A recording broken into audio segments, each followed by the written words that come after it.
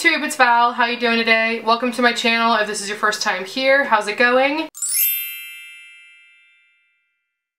Today I want to do a review slash little demo for you on the Lancome Teint Idole Ultra Makeup Stick 24-hour wear. Looks like this. Wabam! I'm going to be talking about this more in just a moment whenever we fast forward to the actual demo part of this video. Go ahead and subscribe to my channel if you'd like to. Just go ahead and do it. Just get it out of the way. Give it a thumbs up if you want to like it or whatever have you. If you'd like to see my semi first impressions of this foundation and how I apply it, keep on watching.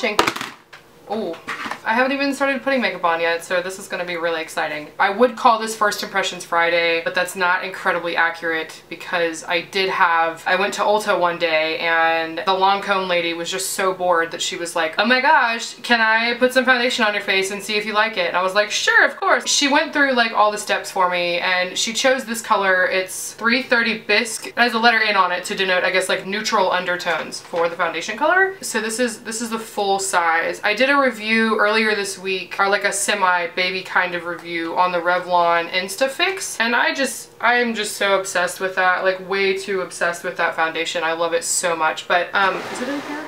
Yeah, it is. Oh my gosh, it's in my drawer right here. Side by side, here's these two. Obviously this is mostly packaging, but you crank it side by side, it'll go in here. So if you go, actually I lied to you earlier this week, I think I said that the Revlon had more in it, but it looks like the Lancome actually has more in it by a decent number of uses actually. So that's impressive, I guess, and I would hope so because this is $42 versus I paid $7 for this, but it's normally like $13. I will say, just looking at the camera, these are not completely identical in color, but they are pretty darn close. So I'm hoping that with the neutral undertones in the Lancome that it ends up being a better match for my skin tone in the end. When I did go to the Ulta, the woman put so much foundation on my face that I looked in the mirror when she put it on in the liquid like form or whatever, and I was like, there's no way that's gonna buff into my skin. Like, it's unbelievable. The woman just like all over my face just painted, and I think, you know, who knows, maybe she was just really bored and wanted to laugh later, but like, I did not like the way that it looked when she did it. And this is my first experience ever with a stick foundation, so I was like, I'm gonna get that later in life and just kind of do it on my own. So I did. I got this. Bought it on HSN, and I think I mentioned in the other video that I had 2 shipments. So I now have 2 of them, but the only difference is this other one, and let me show you like how gnarly it got in the mail, y'all. Like, it's really gnarly. And also, I do want to say, for whatever it's worth, when you get your foundation initially, it has the difference between the two. One of them has a sticker and one of them does not. So it looks really cheap, and I saw somebody else's review on this and she was like, basically her review on this was that it was really chintzy. Like, the packaging was really under par for Lancome and like paying a lot of money for this really high-end product. And I had the same thought when it got to me in the mail. I was like, oh my gosh, it's all to hell. It's like literally melted and disgusting. On the inside you can kind of see there it melted, but that's just because it was hot outside. That has nothing to do with Lancome. What I did was I just kind of looked at it for a little bit and I was like, huh, right here on the sticker it says lift. So I lifted it off, and it's just an ingredients list. It's not supposed to stay on the foundation, which is, when you do that, I mean, you get a better looking foundation, admittedly. Like, just taking the sticker off, it looks high-end now. Like, it's got that high-end luxury Lancome look that you would come to expect from the brand. So I have no complaints there. But without further ado, I'm going to go ahead and do this. So I'm going to do one half of my face with a Too Faced Primed and Poreless. Primed and Poreless, this is just a trial size that I got like as a sample that I could add on. And then I also got Cover FX Mattifying Primer. But the reason I'm doing this is because I want to see the difference between the mattifying primer. Like, I want to see if it glides the way that I would hope that it would. And then I also want to see how it does with the primed and poreless, because they're 2 completely different finishes. I am using the 26 brush from Lancome that I don't want to say it was made specifically for this foundation, but I've only ever seen it used with this foundation. So I was like, I gotta do it. And I think these are $46. This half of my face is going to be the Too Faced Primed and Poreless. So I don't use a whole lot of this primer. And honestly, I really just focus in my T-zone. And then I want to go in the Cover FX Mattifying Primer on the other side of my face. And I'm like really curious about this because I don't know how it's gonna go, or if it's gonna make a difference at all. So I let this sit for just a minute, kind of like forcing it in here. I don't really like waiting for this stuff, so like whatever. Going in with my amazing foundation here. Now I'm really worried about this because I feel like it's not the right skin tone. So here we go. Now when the woman did it, I mean, when I say, you guys, when I say she put like tons of it on my face, I mean, we're talking like all around my face, like all around. It was just so stupid. So this foundation, compared to the Revlon, okay, it is so buttery. It is like unbelievable, and like it's like really good coverage for being just something that you just swipe on your face. I mean, like, I don't know. I really, I'm in love. Oh my gosh, I'm in love with it. So like it takes 2 seconds to put your foundation on. Like, in what universe has that ever happened for anybody? Not me. That's stupid. That's stupid foundation. It's so soft. Oh my gosh. Arrgh! Okay, that's good stuff. Yeah. So I'm gonna go to the matte side and see if I notice really any difference. But I'm also gonna have to put a little bit more on there because like this side of my face is just really blemished, and I don't know why that's happening. I feel like maybe the color is washed up. What if I just walked around like this, like all day long, like, hey! I'm gonna blend this in now. This doesn't, it might look like it's blending in fine. I feel like it's actually going onto my skin better than the other side. Like, it feels like there's more coverage on this side than this side. And I don't actually know if you can see it. I don't know if there's a noticeable difference between the two, like what you can see and what I'm seeing. There's definitely more coverage on the side with the mattifying primer.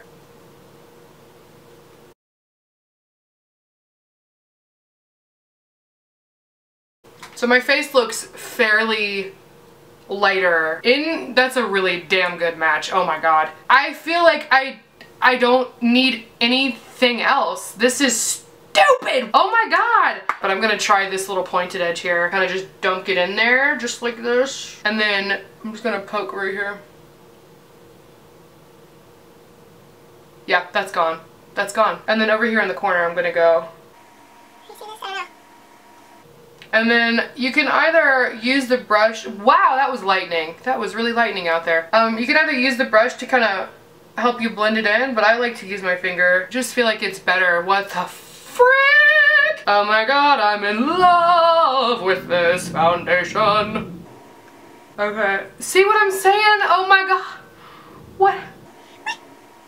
Bye bye under eyes. You don't need any concealer. Literally, get yourself this foundation and throw everything else away. You don't need it. Anyway, I'm gonna just do this for a second because I've got some redness up in here. I could have done that faster. I could have truly done my foundation routine way faster than what I just did. But I kind of wanted to just see like what would happen. There isn't a noticeable difference in the finish from one side to the next. Spoke with my mother-in-law and asked her to report back to me, if you will. She went to Disney last weekend and she said that she put this on at 9 o'clock in the morning. She came home at like midnight?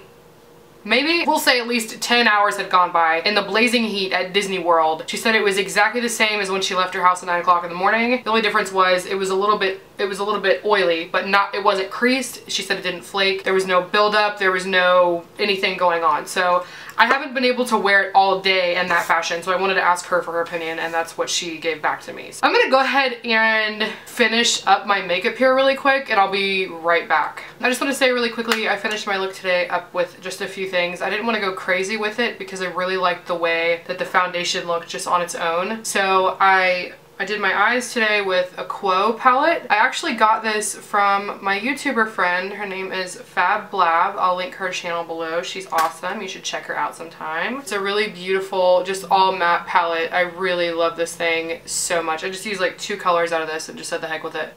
So I did that. I popped a little bit of the Brow Wiz by Anastasia on my eyebrows. I used a little tiny deluxe sample of this Dior Show mascara that I got. My lipstick today is actually a super baby thing that I got in a lip kit from Sephora. It's Laura Mercier and the color is Milky Way. I really love this color. My blush is Be Matte Blush by City Color, and this color is Fresh Melon. I think I may have very long time ago talked about this. Ooh, that like shadow color is more accurate. It's super bright. And then I use the Stereo Rose by MAC. Really awesome. I love this stuff. I don't use it half as much as I probably should. I think that's it. I think that's everything that I used. I didn't set my makeup today. I did not set it at all. I've never put foundation on in my life without setting it with a powder, and this is the first time I've done it. Yeah, I'm just like, I can't really say enough how thoroughly impressed I am with this foundation.